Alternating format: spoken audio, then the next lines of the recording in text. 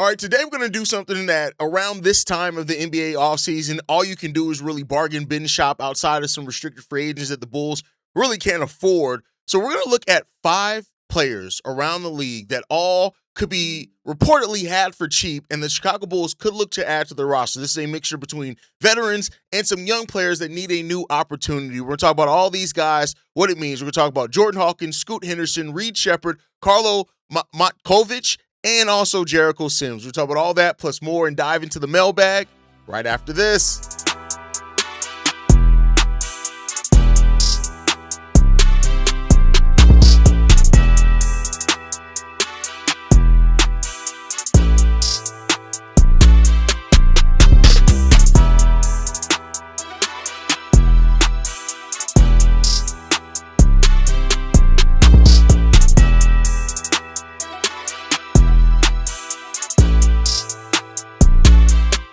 What's going on, Bulls fans? Welcome to another episode of Chicago Bulls Central, your number one spot for everything Chicago Bulls related. I'm the host here, Haize, but more importantly, you guys can follow the channel at Bulls Central Pod on every social media platform we happen to be on. With that said, let's go into this content for today, y'all. So this idea got started because I saw an article over at Pimp It Ain't Easy by my boy Morris Blackson, I believe is his last name. And he talked about how the Chicago Bulls could go after Jericho Sims with the Milwaukee Bucks, considering that they still have Miles Turner there. They just got Khalil Ware, and he's sitting there as the third center on the bench. He's 28 years old. And it got me started thinking about what other players could the Chicago Bulls target. So what I did is I went scouring around the internet on some, rumblings and rumors of players that could be available depending on things. These are varying levels of players. And could the Bulls be interested in these guys? These are all relatively low-cost options except for one, and I'll talk about why on that one. But I want to talk about this, like, why would the Bulls buy low targets matter for them, right? Chicago is still building a young core, and the more opportunities you have to get a young, cost-effective talent to this team, or even an older player that just is kind of marginalized on their team that's super cheap, it helps your team. It helps your team building. It helps the direction your team's going. It helps with all those things. And therefore, when you're able to do that, it gives you the cost, the opportunity cost is very low on that. And that's how you can find, diamonds in the rough, or you can find solid role players without spending the bank. And right now with the Chicago Bulls being, again, as we've all said, at the ground floor of things, right? You don't want to really have to break the bank for this. Now, a lot of these players reportedly could be had for matching salary and some second-round picks. So that's kind of where I focused at. So not guys with like super high contracts. A lot of these guys are either on the rookie scale deals or very cheap vet minimum contracts. And I think that's what it is. This is not about random activity. And I think that sometimes fans confuse activity with accomplishments. They just want to see their team do something. That was very evident in the AK era. There were a lot of Bulls fans that won't admit it. They just wanted to see the Bulls do something because we had several transaction periods of doing that. The Bulls still need shooting. We still need guard upside. We still need developmental big depth where we can find it. And we need flexible contracts, which could be included in deals if we decide to make another deal. So a lot of these guys fit this mold for different reasons. And I want to talk about a number of these guys. So the first one that I want to talk about here is a guy with the New Orleans Pelicans that, reportedly there are some people interested in this season. And not to say that he couldn't necessarily be available. I think he is. And that's Jordan Hawkins. Jordan Hawkins is a 24-year-old shooting guard who's on the last year of a $6.5 million deal. Now, Jordan Hawkins, many people remember, he was a lottery pick. He was a 14th pick in the 2023 draft. And while he did in his second season in the league, he averaged 10, almost 11 points per game, 10.8 points per game. He did that on 37% shooting from the field, 33% shooting from the three-point line to go along with 2.8 rebounds, 1.2 assists, and a half a steal per game, and less than a turnover per game as well. Now, his third year in the league, that was last season, he only played 51 games, started one of those, and only averaged 5.1 points per game on 36% shooting. This is a kid that over his career has only started 20 games. He's played 174, which is one of the concerns about him. Is there seriously some durability questions here with him, which is there. He only played 13.6 minutes per game and averaged 7.8 points per game in some time with 34.8% from three. So because he's entering the final year of his rookie scale deal that's less than $7 million, I do think that if New Orleans is motivated to have flexibility, maybe Chicago could call on this one, right? Now, I'm not saying that you should break the bank for it. Again, this is a player that fits within, the mid-level exception type money, right? And so, because Bryson Graham was somebody who was in New Orleans, right? I don't think was he. I think he wasn't. Yeah, he was in New Orleans when Jordan Hawkins was drafted. He may have some insight in that.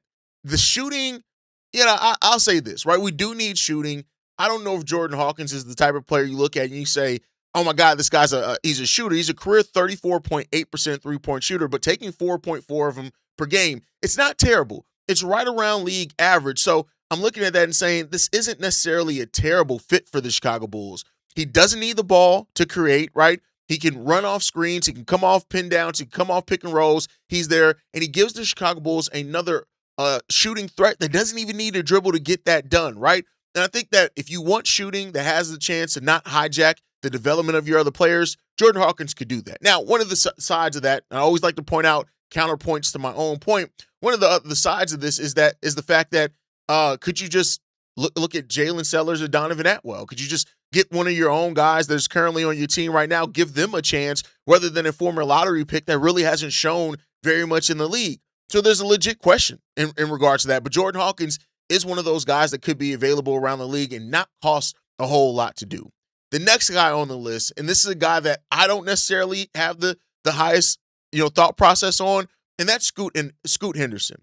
But what I would say about Scoot Henderson, even again, things I like to do is offer counterpoints to my own point. While I'm not the highest on Scoot Henderson, I think that his scoring has been rough. I think his trajectories have been rough, and I think sometimes he suffers from some low IQ basketball play that he has. So despite sometimes suffering from that low IQ kind of things that he can do sometimes, I do look at Scoot Henderson. He is the highest upside swing of any guy that I probably have on this list, because if he does work out, you can have maybe a starting caliber point guard there. Now, we have our own point guard of the now and in the future, I believe, in Josh Giddey. That's my personal opinion. I know not every Bulls fan agrees with that, but that's my personal opinion. And we've seen the flashes of greatness from Scoot Henderson. Last year in the playoffs, he had a really good run. This is a kid that when you look at it last year, averaged 14 points per game. He only played 30 games, but 14 points per game on 41% shooting and 35% shooting from three. And so Scoot could be a guy that if the Portland Trailblazers, who just got Ja Morant, Dame Lillard's coming back, they still got Drew Holiday there, right? Like that guard rotation for them has become very, very deep and very overcrowded really quick. He's still only 22 years old. He's a former number 3 overall pick. And I'll say this one. He's been floated around as a buy low option for a lot of teams and a lot of writers and a lot of NBA people who are well more in tune than me. If he's really available, right, it's there. But Scoot Henderson wouldn't just be filling a role. It would be Bryson Graham looking at a talent that's really, really cheap reportedly and saying, hey, listen, he's too cheap and too much upside here to pass up on, right? But I do think it gets complicated. Josh Giddey's already your lead creator. Scoot Henderson isn't the type of creator that Josh Giddey is. Tre Jones already has the stabilization off the bench, right? Now, would they be willing to take Rob Dillingham, some second-round picks or whatever? Like, is it that bad for Scoot Henderson? I don't know. We hear that the value's low, but I just don't know if I see the Portland Trailblazers trading a former number 3 overall pick for pennies on the dollar. But then again, Zachary Richer was just traded as well for pennies on the dollar. He was a former number 1 overall pick. So, maybe, right, if the cost opportunity is there when it comes down to it, like if he's truly a buy low candidate here, maybe the Bulls can't ignore the price tag on it and take a shot at the upside. You don't trade for Scoot Henderson unless you're ready to answer what that means next for your roster. Now, maybe that makes Tre Jones dispendable. Maybe you look at it and saying, hey, Scoot can be the perfect backup for Josh Giddey because they have different types of styles and they can get it done. We can act like maybe that's what you look at there. But Scoot Henderson is somebody that reportedly by a lot of people is available and would make some sense for the Chicago Bulls to a degree. So let me know what you guys think on that part down below there. Next up, Reed Sheppard. Reed Sheppard's a guy that a lot of writers have wrote about. Last season, well, his rookie year, I guess we have to start there. He didn't even look like he was going to end up being an NBA player. That's how rough it was for Reed Sheppard in his first year with Houston. But last season, when their point guard went down, they needed somebody to step up. Reed Sheppard looked a lot better, a lot more consistent, and that three-point shooting showed itself to be a real threat for them last season. And so, look, I look at it and say, like, if Reed Shepard's truly available, which I have my doubts. This was the guy that when I talked about, a low-cost option, I think if they're moving Reed Shepard, they're moving him in another swing for almost another star. Not to say that he's going to net you that alone, but I think including that in his shooting upside, I don't think Reed Shepard's going to be available for a low pick. I just don't think he is. He shot the ball 39% from three last year, taking 7 3-pointers per game and 3.4 assists, only turning the ball over 1.5 times. Now, that's not the most amazing assist to turnover ratio, but when you look at his rookie year where he barely averaged over assists per game and almost 1 turnover per game, it was an improvement. Everything that Reed Shepard that he struggled at as a rookie, he looked much better in as a second-year player. And so, therefore, I don't think the Houston Rockets are going to move him for nothing. That's my personal opinion. I do think, though, he's a player that can play off Giddey. He brings the shooting gravity that we're lacking on this team. He doesn't need the ball in his hands a lot to be able to be effective. That's all. Like, Reed Shepard would change the Chicago Bulls offense, period. You would have a reliable shooter and scorer coming off the bench. Well, more of a shooter than a scorer, but when you pair that with Jalen and Tre and hopefully Leonard Miller, you can have yourself a really good bench unit if you do that. His off-ball ability fits with the transition forwards that we have there too. Like, it would almost be too perfect. That's why I don't think that Reed Shepard is really available. I think he's available, but I think he's outside the Bulls' cost bracket at this point in time. I just don't think that the Bulls would be willing to meet the cost it would take to get Reed Shepard right now. I just don't think it fits. Now, if they are very serious about making life easier on Caleb and Modest, and they get real serious about adding shooting in a way to where they're willing to give up some serious assets to get that done, then maybe they do it, maybe they don't. But Reed Shepard and the upside that he has there, it would be crazy if the Bulls were find a way to get him for cheap. But we'll see what happens into that one. The next guy that I want to talk about is Karlo Matkovic. Now, go and look at this guy. He's a very young player, hasn't played a whole lot. He was a second-round pick in the 2022 draft. He was picked 52nd overall. But this is a guy that's 6'10", 231 pounds. He can play forward. He can play center. He's only in his second year in the league. Despite being drafted in 2022, he only played 2024-25 and 2025-26. Now, over his NBA career, he's only averaged 16.4 minutes. But in that time, he's averaged 6.5 points, 4.5 rebounds, 1 block per game as well, a half a steal per game. Also, 58.9% shooting from the field. And, oh, by the way, last season, he was a 42% three-point shooter. He's a 37% three-point shooter. For those that want your centers and your big to be able to stretch the floor, he brings that. This would be an extremely good, low-cost, high upside option for the Chicago Bulls, because at the end of the day, if he ends up turning into something for you, great. If he ends up not turning into something for you, you're not breaking the bank to bring him in here, but you're taking a shot on a guy that could have to be almost like a perfect backup center for you. Again, in the framework of reality of what he's expected to bring, he's only on a $2.2 million contract, so you can match the contract easily. You can absorb the contract easily there.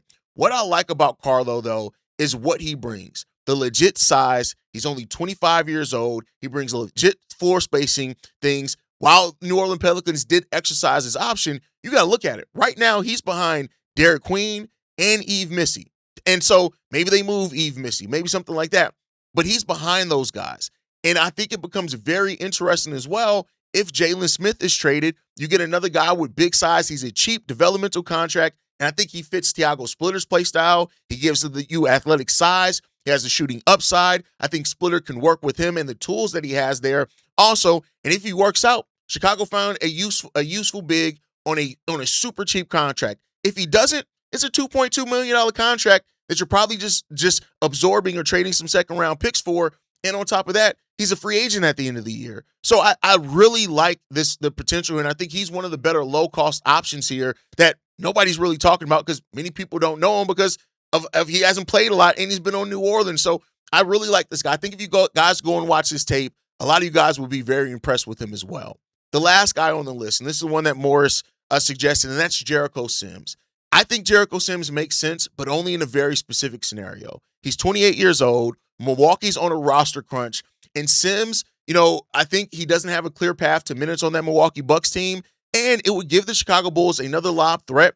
It gives Tiago Splitter another huge athlete at the center position. And his price tag reportedly is just a second-round pick. Just a second-round pick. And I think I get it. You want to add more shooting and stuff like that. But, if the Bulls get to a point to where they want to add more size because they want to keep Jalen Smith at the 4 rather than have to play him at the 5, and you don't have a lot of consistency with the injury history of Zach Collins, it's a guy that can be there. So, I think the shooting's probably the priority. That's why a guy like Carlo Markovic is a guy that I'd rather look at there. Carlo Matkovic. I'm getting it. But Jericho Sims is another option there that, if the Bulls feel like they need to add something between now and the end of the season, they could theoretically add that without it being a huge cost impact there. But let me know what you guys think on that, right? Again, to recap, Jordan Hawkins, Reed Sheppard, Scoot Henderson, Carlo Matkovic, and Jericho Sims, all those guys, opportunity cost there for the Chicago Bulls. Let me know what you guys think on that part down below. But with that said, now we're going to go ahead and get into the voicemails portion of today's episode, which, is many people's favorite portion of the show. We're going to go ahead and get into that. This first one's from Vikram. Okay, it's Vikram. I kind of had a couple of questions I wanted to see if you wanted to answer. So the first one, let's just imagine a scenario where Lonzo Ball doesn't get injured, right? And the Bulls, when they were the 1 seed, Lonzo stays healthy and he's back to being like normal, right? How do you think the AK tenure would have ended up? Okay, I guess it's too much of a hypothetical, but do you think we could have succeeded as a consistent playoff team? And in that scenario, would AK still be our GM today? Or how long do you think that leash would have been there for? And my second question, I guess if you're going to answer one of them, answer this one more. I feel like this is the one I'm more intrigued to know your opinion on. So my second question is, you were talking a lot about Jalen Duren accepting his qualifying offer maybe, and then he becomes an unrestricted free agent, and we have the flexibility to go and sign it, stuff like that, right? Where 2027 we'll also have money. Say Caleb Wilson has the best possible scenario for his rookie season, averages 18 to 20 points or something, and he looks like the future superstar. And we decide, and the Bulls can look to accelerate a bit. What are names in either free agency or trade targets we could go for? The biggest one I can think of, right, is the Thunder. They have a lot of these financial problems that might come trying to re-sign Case and Wallace, things like that. So what if they look to trade J-Dub? Obviously that's 1 in a million, whatever, right? This is some random hypothetical. But then there are guys like Scoot Henderson that we could go after in restricted free agency. One that I really am intrigued by is Anthony Black. You're applying pressure on the Magic, who are basically worked up against second apron, to go and either dump some of their players or they let Anthony Black walk, basically. It's the thing that the Nuggets are doing. And I think Anthony Black, if Josh Giddey continues refining his three-point shot, could be almost the perfect fit next to Giddey. Anthony Black could be a perfect fit next to Giddey. Or in that scenario, they might look to dump Desmond Bane or something of that nature. So Anthony Black could be an option there. And then maybe a flyer on Bilal Coulibaly. But then there's just so many options. I just want to know who do you think? I don't like to live in the world of what ifs. That's just something that I don't typically do. It's something that I don't really like to do. But I do think that if Lonzo never went down and he stayed 100%, I do think that there's a world in which you can make a conversation that Lonzo Ball and the Bulls probably would have made the playoffs. They were Lonzo kept that team together. He made that team work. I think we would have made playoffs maybe a couple of times. But I do think AK's stubbornness would eventually have caught up to him, and we would have been down the road that we went down eventually. Hearing all the stubbornness of AK, that would eventually caught back up to him and bit him in his ass. I just don't see a world in which that wouldn't have happened personally. As far as your second question, it's hard for me to say because it depends on why we're ahead of schedule, right? It depends on why. But, just some names threw out there, like what you threw out there in Jalen Williams and Anthony Black. But my mind keeps going to Bryce Sensabaugh. That's somebody that I can keep looking at because he's a restricted free agent in the offseason, and the Bulls are ahead of schedule. And they're we need some more consistent bench scoring and maybe somebody who can be the starter once Norman Powell's contract out. Bryce Sensabaugh keeps being somebody that I would take a look at for the Chicago Bulls, and I think he makes a lot of sense for the Bulls as well. All right, let's get into this next voicemail, man. This one's from Broadway. Yo, Haize, what up, gangsters? This Broadway K at Lord of the Squad on Twitter. I just had a trade machine idea I want to run by you. So I checked in the trade machine app to make sure the trade goes through. The trade I have is Patrick Williams and 3 second-round picks for Max Strus. The reason I think this trade works for both teams is for years, the Cleveland Cavaliers always had two guards, whether it was Darius Garland and Donovan Mitchell.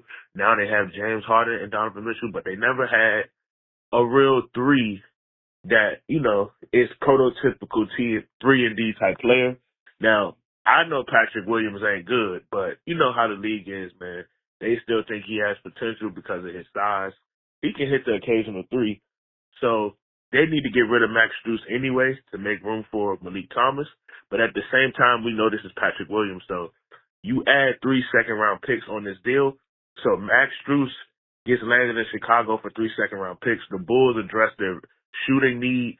So you kind of fixing the math problem. Now that you have a Norm Powell and Max Strus, that's 2 lightning bolt shooters to add to this team.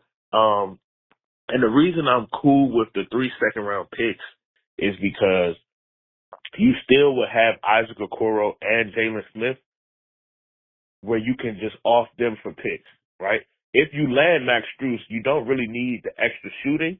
And Jalen Smith, although he's a good player, I don't think his need is that much considering the breakout of Leonard Miller. And I know a lot of people aren't sold on Leonard Miller, but the way I see it is this. Leonard Miller, at his size and fluidity as an athlete, the fact that he plays that hard, I think he can be a good tweener, bench, small forward, power forward kind of guy. So then, you're looking at a bench with Tre Jones, Max Strus, Leonard Miller, and Zach Collins. And I think that's a good 4 to come off that bench.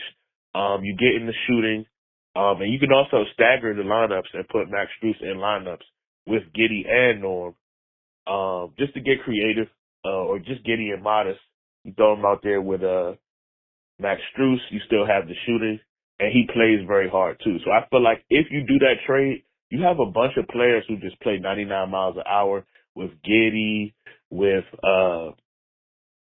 Leonard Miller, with Max Strus, and I just think it works, man. So just tell me what you think. Peace.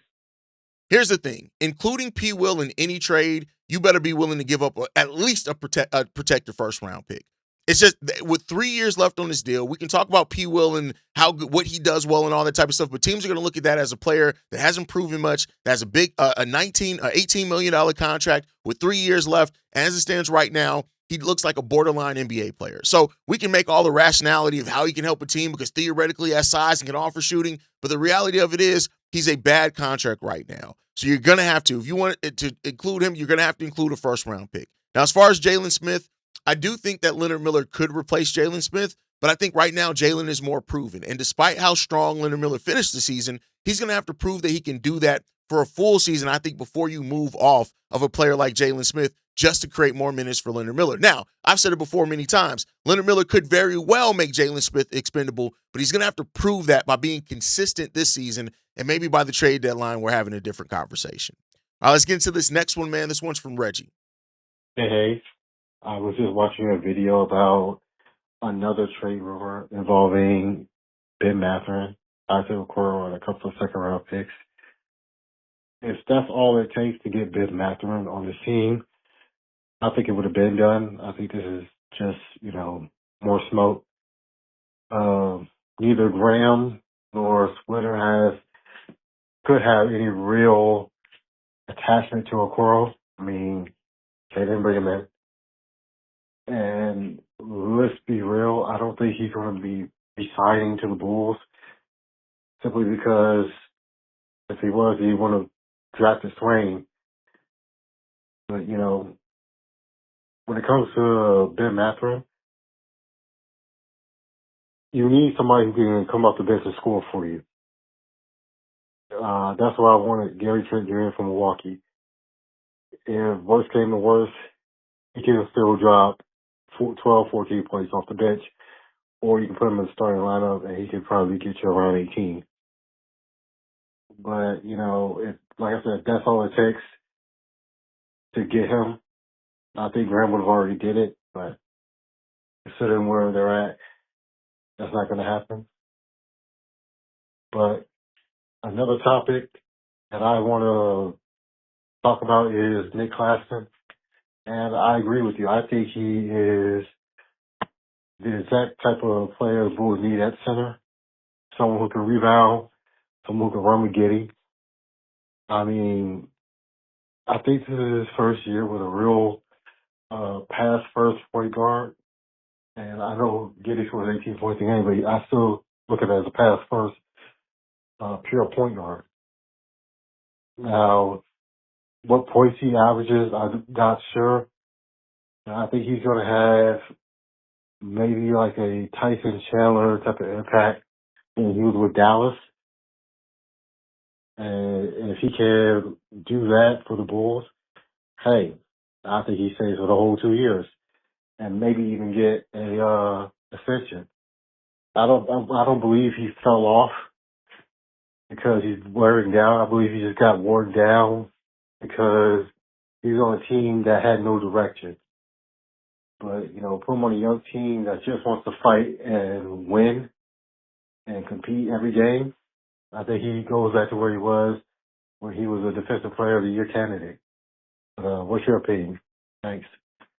Ben Mathurin is a low-risk deal that, again, it would be low risk and an investment. If you get him on a low-cost deal, it's worth the opportunity cost. It just is. It's just reality of it. It's worth it. Now, I wouldn't sign him to a big long-term contract, but the opportunity cost is there. I think you have to take it. We'll see, right? But right now, we do have a combination of scoring between Tre, Jalen, and Leonard Miller, and the Bulls may feel comfortable with that and that combination of those guys and their ability to score, then go in on a player like Ben Mathurin.